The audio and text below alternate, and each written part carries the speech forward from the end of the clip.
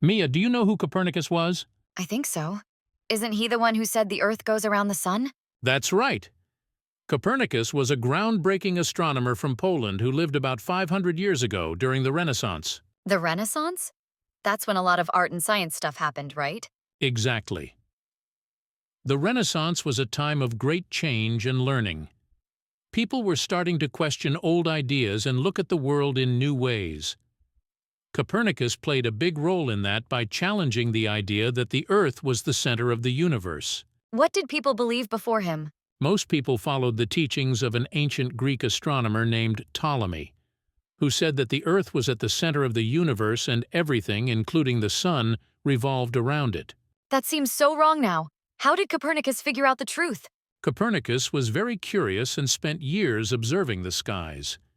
He realized that the Ptolemaic system couldn't accurately explain the movements of the planets. So he proposed a different idea. What if the sun, not the Earth, was at the center? That must have been a huge deal back then. Did everyone believe him? Not at first.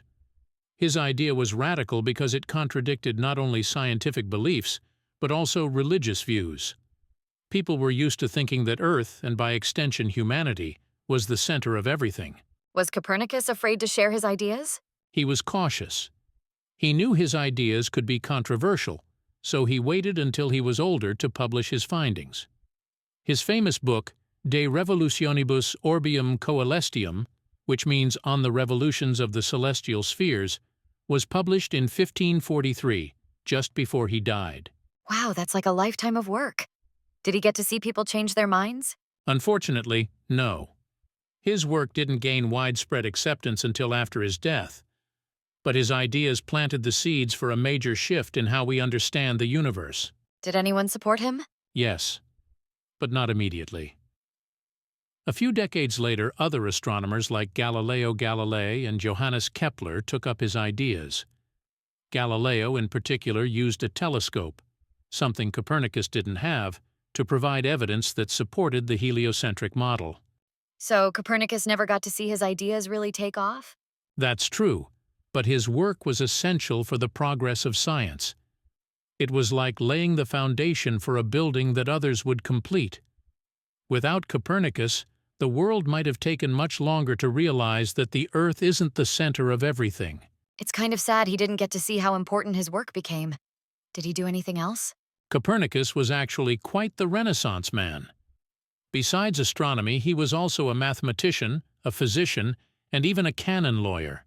He worked for the Catholic Church, and he was well respected in his community. A lawyer and an astronomer?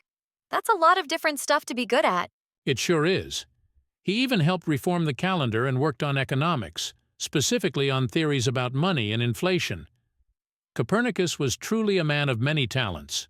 That's amazing. He sounds like someone who just loved learning everything. Exactly, Mia. Copernicus was driven by curiosity and a desire to understand the world. He wasn't afraid to question old ideas and think differently, which is something we can all learn from. I wonder what it was like for him, knowing he had this big idea that could change everything. It must have been both exciting and a little scary. But Copernicus believed in his observations and in the power of reason. He didn't let fear stop him from sharing his ideas with the world. I guess that's why we still remember him today. He changed how we see the whole universe. Absolutely. His work reminds us that even the biggest changes start with someone who's willing to ask, "What if?" and then look for the answers, no matter how challenging they might be. Thanks for telling me more about Copernicus, Dad. It's cool to think that one person's ideas can make such a big difference. You're welcome, Mia. And remember, you can make a difference too. The world always needs people who are curious and not afraid to explore new ideas. I'll keep that in mind. Maybe one day I'll have a big idea too. I'm sure you will, Mia. Just keep asking questions and looking up at the stars.